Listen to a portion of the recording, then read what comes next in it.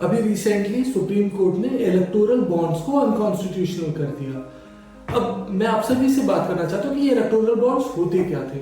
Electoral bonds एक instrument था, finance instrument था, जो 2018 में बीजेपी गवर्नमेंट ने लेके आया थी। और ये बॉन्ड्स के हेल्प से लोग पार्टी में डोनेशन कर सकते थे।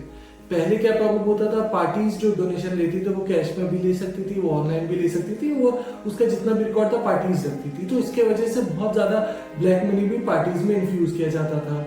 प्लस जो भी लोग पार्टीज को डोनेशन दे रहे होते थे उनके लिए भी काफी कभी कभी मुसीबत हो जाती थी। जो कंपनीज थी वो अगर पार्टीज को डोनेशन देना चाहती थी तो अपने पूरे प्रॉफिट के 7.3% पार्टीज को डोनेशन दे सकती थी। तो जो मेन मुद्दा था सरकार का, बीजेपी गवर्नमेंट का, वो था आपको ब्लैक मनी का, कि कैश में बहुत ज्यादा डोनेशन हो रही थी, ब्लैक मनी बहुत ज्यादा इन्फ्यूज हो रहा था। तो इसका अल्टरनेटिव इलेक्टोरल बॉन्ड्स ये सरकार लेके आई थी। और इस इलेक्टोरल बॉन्ड्स की वजह से ये 1000 रुपए से लेके 1 करोड़ के डिनोमिनेशन का हो सकता था।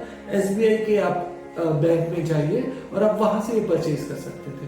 तो जो भी डोनर होता था उसकी जो आइडेंटिटी होती थी वो कंप्लीट एनोनिमस होती थी, वो किसी को भी नहीं पता चल सकती थी, वो एसबीआई को पता होती थी। बाकी गवर्नमेंट अगर चाहे तो वो एसबीआई से पता कर सकती थी। तो लास्ट 2018 से खूब सारे डोनेशन हुआ इलेक्टोरल बॉन्ड्स के थ्रू, बहुत सारी कंपनीज ने डोनेशन किया। बट जब इलेक्टोरल बॉन्ड्स आपका एग्जीक्यूट हो गया था तो बहुत सारे लोग इस पे केसेस भी करने लगे थे, बहुत सारे प्रॉब्लम्स भी थे। उसमें से सबसे बड़ा प्रॉब्लम जो था उस लोगों को ये लग रहा था ये जो हमारी फंडामेंटल राइट है, राइट टू इंफॉर्मेशन, उसके ये अगेंस्ट है। क्योंकि ये कंप्लीट जो डोनेशन सिस्टम है, पार्टीज को जो डोनेशन हो रहा है उसको कंप्लीट ओपेक बना रही है। लोगों को पता ही नहीं चल रहा कि कौन सी कंपनी किसको डोनेशन दे रही है और किस लिए डोनेशन दे रही है। तो ये बहुत ज्यादा एक प्रॉब्लमेटिक सिचुएशन था। इस सिचुएशन को जब सुप्रीम कोर्ट में लेके जाया गया, सुप्रीम कोर्ट ने इस बात को सुना, समझा और उन्होंने ये फैसला किया कि इलेक्टोरल बॉन्ड्स को अनकॉन्स्टिट्यूशनल उन्होंने घोषित किया और इसे खत्म कर दिया। अब इलेक्टोरल बॉन्ड्स को उन्होंने क्यों खत्म करा? तो हमारे जो फंडामेंटल राइट्स हैं, आर्टिकल 19(1)(a), उसके अंदर जो राइट टू इंफॉर्मेशन है वो भी फंडामेंटल राइट में आता है। और ये जो इलेक्टोरल बॉन्ड्स है वो फंडामेंटल राइट के अगेंस्ट, इसको बेसिकली एक बेंचमार्क रख के सुप्रीम कोर्ट ने अपनी जजमेंट दी। अब जो मुझे लगता है कि इसमें क्या क्या प्रॉब्लम थी, दो, इसका जो नियत था इलेक्टोरल बॉन्ड्स का वो बहुत अच्छा था कि आपको जितने भी कैश में डोनेशंस हो रहे थे वो खत्म हो जाने चाहिए थे। बट सिंस जो ट्रांसपेरेंसी है वो सिर्फ और सिर्फ कहीं ना कहीं सिर्फ सरकार के हाथ में थी, तो वो I guess should not be the case, क्योंकि एक फेयर चीज नहीं। इसके अलावा पहले क्या होता था कि कंपनीज अपने जो प्रॉफिट है उसका एक परसेंटेज ही डोनेट कर सकती थी। ठीक है, ऐसा नहीं है कि अपना 100% पार्टी को डोनेट कर देगी, इसका कोई मतलब ही नहीं बनता है। बट जब ये इलेक्टोरल बॉन्ड्स का आपको इंस्ट्रूमेंट आया 2018 में, तो उसने ये लिमिट को हटा दी। तो फिर बहुत बार ऐसा भी देखने को आया है, लोग कहते हैं कि कंपनीज अपने प्रॉफिट का 100% भी डोनेट करिए, जिसका कोई मतलब बनता नहीं है, राइट। तो कुछ शेयर कंपनीज क्रिएट की जा सकती है, इसमें मनी लॉन्ड्रिंग भी हो सकती है। तो ये एक बड़ा प्रॉब्लम है। दूसरा प्रॉब्लम था कि पहले पॉलिटिकल पार्टीज बाहर से फंडिंग लेने में आपको काफी सारी परेशानी आती थी। आपने खुद सुना होगा कि जो एनजीओज है वो भी अगर फॉरेन से फंडिंग ले रही है तो उन पर भी काफी इन्वेस्टिगेशन हो रहा है। बट ये जो इलेक्टोरल बॉन्ड्स का जो आपका इंस्ट्रूमेंट था, इसमें बेसिकली जो फॉरेन फंडिंग है वो भी अलाउ थी, तो पॉलिटिकल पार्टीज फॉरेन फंडिंग को अलाउ कर सकती थी। अब देखिए, इंडिया एक बहुत बड़ी कंट्री है और आपको 15,000-20,000 करोड़ तक खर्च होता है इलेक्शन लड़ने में।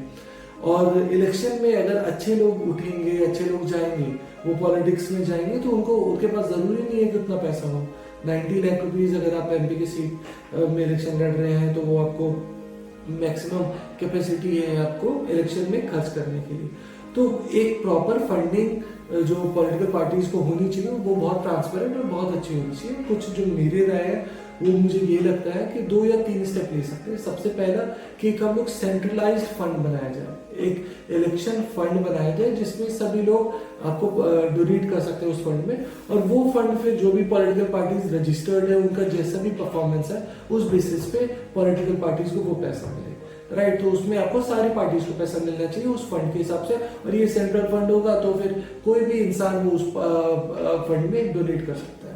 अगर पॉलिटिकल पार्टीज को भी डोनेट करना है तो एक पब्लिक फंडिंग सिस्टम बहुत अच्छा होना चाहिए। पॉलिटिकल पार्टीज को जो क्राउड फंडिंग है वो करना चाहिए। हम सभी को जो पॉलिटिकल आइडियोलॉजीज है, जो भी पॉलिटिकल पार्टीज है, उसको सपोर्ट करना चाहिए, चाहे 100 रुपए, 200 रुपए, 500 रुपए। जरूरी नहीं है कि लोग 1 करोड़ लेके ही सपोर्ट करेंगे। जो क्रोनो कैपिटलिज्म आ जाता है जहाँ पे कि उद्योगपति आपको पॉलिटिकल पार्टीज को सपोर्ट करने लगते हैं। अगर कोई आदमी 5 करोड़ 10 करोड़ रुपए किसी पॉलिटिकल पार्टी को दे रहा है तो बिलीव मी कहीं ना कहीं वो उससे एक रिटर्न भी एक्सपेक्ट करता है। तो ये क्रोनो कैपिटलिज्म तभी खत्म होगा जब मैं और आप, हम जैसे लोग, चाहे वो लोअर मिडिल क्लास है या अपर मिडिल क्लास है या फिर चाहे 10 रुपए की भी हैसियत है, वो 10 रुपए भी वो एज अ डोनेशन दे सके पॉलिटिकल पार्टीज को और पॉलिटिकल पार्टीज क्राउड फंडिंग कर पाए। यूएस में बहुत ही अच्छे से लोग क्राउड फंडिंग करते हैं, तो यूएस के सिस्टम को हमें समझना चाहिए, देखना चाहिए और इंडिया में एग्जीक्यूट करना चाहिए।